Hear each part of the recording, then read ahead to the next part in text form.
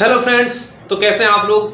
आपका स्वागत है वाइट स्टडी जंक्शन चैनल में। मैं हूं संदीप खरवार और आज हम लोग पढ़ेंगे अर्धचालक के बारे में। ये अर्धचालक क्या होता है। तो सबसे पहले तो आपको अर्धचालक जानने से पहले ये जानना होगा कि ये जो ऊर्जा बैंड होता है, ऊर्जा बैंड क्या होता है और उसके आधार पर जो पदार्थों को बांटा गया था ये कितने प्रकार से बांटा गया था, ठीक है ना। तो अगर ये चीज़ आप नहीं जानते हैं, ठीक, तो डिस्क्रिप्शन में लिंक मिलेगा, उसके लिए एक वीडियो है और उस वीडियो को आप देख सकते हैं, जिससे आपको ये कंफर्म हो जाएगा कि ऊर्जा बैंड क्या होता है, ठीक है। और इसके आधार पर जो वस्तुओं को बांटते हैं, तो वस्तुओं को तीन प्रकार से बांटते हैं। एक होता है चालक, एक होता है अचालक और एक होता है अर्धचालक, ठीक है ना। ये तीनों क्या होते हैं, ठीक है ना। तो ये चीज उस वीडियो को देखकर आप भली भांति जान सकते हैं। तो आज हम शुरू करेंगे इस वीडियो में अर्धचालक की, अर्धचालक क्या होता है और अर्धचालक के प्रकार क्या होते हैं, और ये प्रकार भी जो होते हैं ये कि कैसे कैसे होते हैं, मतलब कि इनके भी प्रकार क्या होते हैं या इनके जो है कि किस प्रकार से इनको हम परिभाषित कर सकते हैं, ठीक है ना। तो देखिए सबसे पहले तो जो ये अर्धचालक है इसको इंग्लिश में बोला जाता है क्या, सेमी कंडक्टर, ठीक है ना। ये जो आपका अर्धचालक है, अर्धचालक इसको बोलते हैं क्या, सेमी कंडक्टर, सेमी कंडक्टर। अब ये सेमी कंडक्टर क्या होता है इसको हम सबसे पहले जानते हैं, इसको किस प्रकार से परिभाषित करेंगे।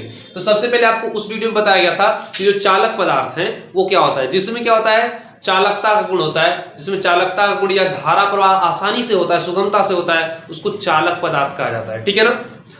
और अचालक क्या होता है, तो अचालक उसे कहते हैं जिसमें क्या होता है, धारा प्रवाहित एकदम न हो, मतलब कि उसमें धारा प्रवाहित हो ही न सके, वो क्या कहलाता है, तो अचालक पदार्थ कहलाता है। और अर्धचालक क्या कहलाता है, तो जिनमें चालकता का भी गुण हो और अचालकता का भी गुण हो, यानी कि उसका जो गुण होता है वो चालकता और अचालकता के मध्य होता है, उसको कहा जाता है क्या, तो अर्धचालक यानी सेमी कंडक्टर कहा जाता है।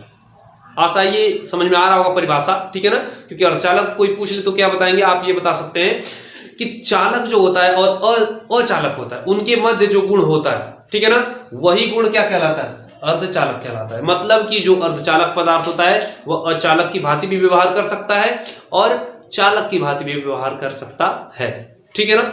देखिए सबसे पहले तो आपको ये जो भी चीजें बताई जाएंगी इसमें आपको एकदम लिखना एक भी नहीं, पेन कॉपी की जरूरत नहीं है, बस आप सुनते जाइए और हर चीज आपके दिमाग में शिफ्ट होता जाएगा, ठीक है ना। क्योंकि परीक्षा में आपको रटना नहीं है, रट के नहीं जाना है, उसको दिमाग में शिफ्ट करके जाना है और वहां पे आपको जैसे ही क्वेश्चन वो पूछा जाएगा आप आराम से उसको लिख सकते हैं, ठीक है ना। क्योंकि रटी हुई चीजें भूल जाती है, ठीक है ना, तो आपको रटना बिल्कुल नहीं।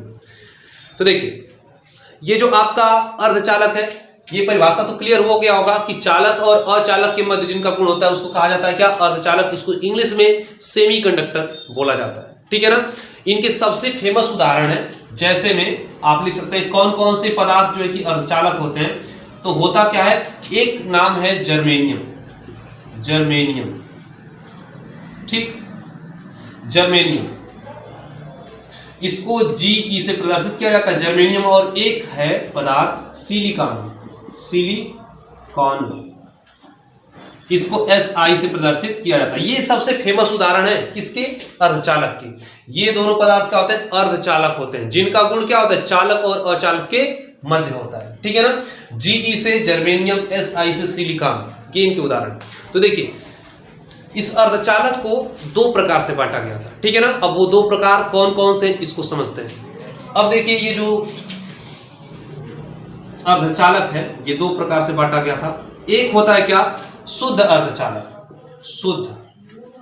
शुद्ध, और इसको हम निज भी बोलते हैं, निज अर्धचालक, अर्धचालक।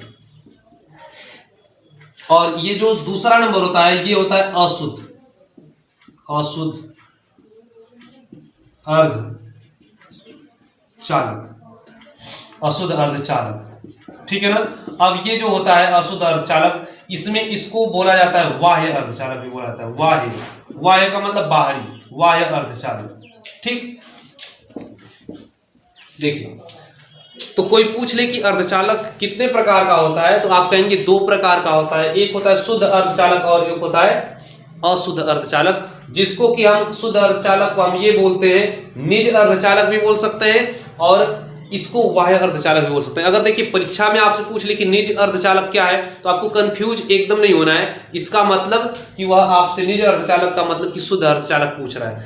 यदि आपसे वायु अर्धचालक पूछ ले तो आप ये कह सकते हैं कि सीधे वह अशुद्ध अर्धचालक पूछ रहा है, ठीक है ना। तो देखिए शुद्ध अर्धचालक क्या होता है, जैसे कि जब आप जाते हैं कुछ भी लेने, जैसे कोई सामान लेना है, ठीक, और आपको उसमें कुछ मिलावट नहीं चाहिए, तो आप उसको बोलते हैं भैया ये सामान हमें देना तो एकदम शुद्ध रूप से देना। जैसे आपको खोआ ही लेना है, ठीक है ना, तो खोआ यानी कि आप कहेंगे कि हमें प्योर दूध से बना हुआ ही खोआ चाहिए, एकदम शुद्ध होना चाहिए, ठीक है ना। तो आप शुद्ध मांगते हैं, मतलब शुद्ध मांगने का मतलब क्या होता है कि उसमें किसी भी प्रकार का मिलावट नहीं होना चाहिए, किसी दूसरे अपद्रव्य का या किसी दूसरे पदार्थ की सहायता से वो चीज़ नहीं बनी होनी चाहिए, ठीक है ना। तो वो चीज़ आपका क्या होता है, शुद्ध होता है, जिसमें कि किसी प्रकार की अशुद्धि नहीं मिलाई जाती है, ठीक है ना। ये चीज़ क्लियर हुआ होगा। तो वैसे ही शुद्ध अर्धचालक क्या होता है, ठीक। तो शुद्ध अर्धचालक में क्या होता है कि ऐसे अर्धचालक जिसमें किसी भी प्रकार का अशुद्धि नहीं मिलाया जाता है उसको कहा जाता है क्या, शुद्ध अर्धचालक कहा जाता है, ठीक है ना, यानी कि निज अर्धचालक कहा जाता है, ठीक, जिसमें किसी प्रकार का अशुद्धि नहीं मिलाया जाता है, यानी कि प्योर, ठीक है ना। ये आपका क्या होगा, इसमें अशुद्धि जो होगा, अशुद्धि ये क्या होगा, एकदम से नहीं होगा, इसमें कट का निशान मतलब कि इसमें अशुद्धि नहीं मिलाया जाता है, ठीक है ना। वैसे अर्धचालक को हम क्या कह सकते हैं, तो शुद्ध अर्धचालक कह सकते हैं। और इसमें जो शुद्ध रूप से अर्धचालक रहेगा उसमें धारा प्रवाह हमको लगता है कि नहीं हो पाएगा, यानी होता ही नहीं है, ठीक है, क्योंकि वो शुद्ध रूप से अर्धचालक होता है, ठीक। क्योंकि क्या होता है कि धारा प्रवाह तो तभी होगा जब क्या करेंगे, हम उसको किसी भी मतलब कि अशुद्धि के साथ उसको मिलाएंगे, ठीक है ना।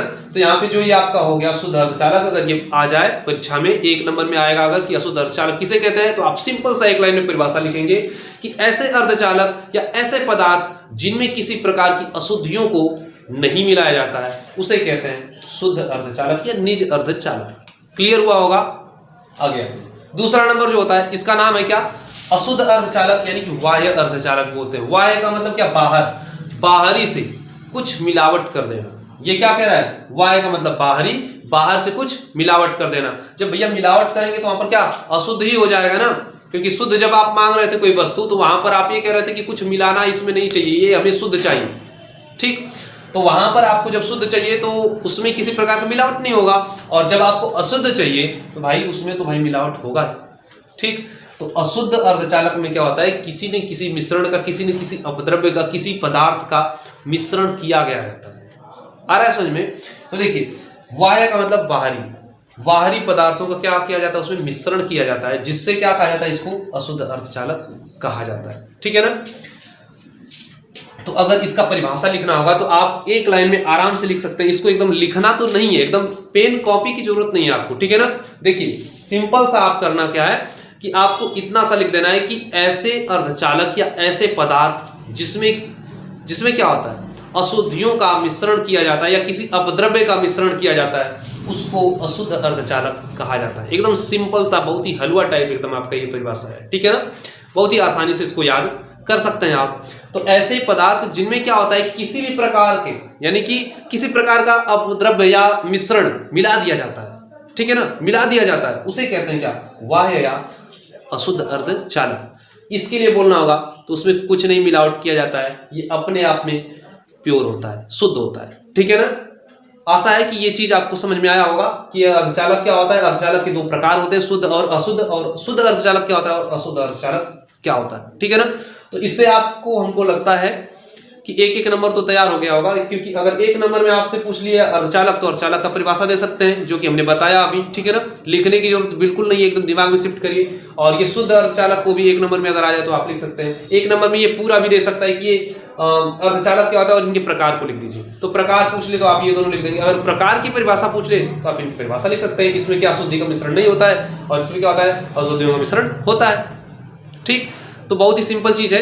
अब आगे की वीडियो में हम ये आपको बताएंगे कि आपको वीडियो ज़्यादा लॉन्ग जो है कि लॉन्ग नहीं दिया जा रहा है, क्योंकि लॉन्ग वीडियो लोग नहीं देखना पसंद करते हैं। तो यहाँ पर क्या है कि आपको शुद्ध अर्धचालक के लिए और अशुद्ध अर्धचालक के लिए एक अलग से वीडियो बनाया जाएगा, ठीक है, और जिसमें इसके बारे में फुल डिफाइन किया जाएगा, पूरा विवरण दिया जाएगा कि ये शुद्ध अर्धचालक क्या होता है और ये अशुद्ध अर्धचालक क्या होता है, ठीक है ना। वैसे प्रकार तो अशुद्ध के होते हैं, तो अशुद्ध के ही आपको बताया जा सकते हैं, ठीक। तो अशुद्ध के 2 प्रकार होते हैं, एक एन टाइप और एक पी टाइप, ठीक। और ये एन टाइप और पी टाइप में क्या होता है, किस प्रकार से अशुद्धियों का मिश्रण किया जाता है, ये सब चीजें आपको डिफाइन करके बताया जाएगा अगले वीडियो में, बहुत ही अच्छे तरीके से, बहुत ही इंटरेस्टिंग तरीके से। तो उस वीडियो को देखने के लिए इस चैनल को एक बार सब्सक्राइब कर दीजिएगा अगर आप इस चैनल पर नए होंगे तो, ठीक है। अगर पुराने हैं तो आप जानते हैं कि इस टाइप के यानी कि क्लास 12 के आपके साइंस से संबंधित वीडियो आते रहते हैं, ठीक है। और आप आसानी से पढ़ के अपने परीक्षा का तैयारी कर सकते हैं। परीक्षा भी नज़दीक है और जल्दी अपने दोस्तों तक शेयर कर लीजिए ताकि वो दोस्त भी आपके अच्छे नंबर प्राप्त कर सके परीक्षा में। तो तब तक के लिए जय हिंद, नमस्कार।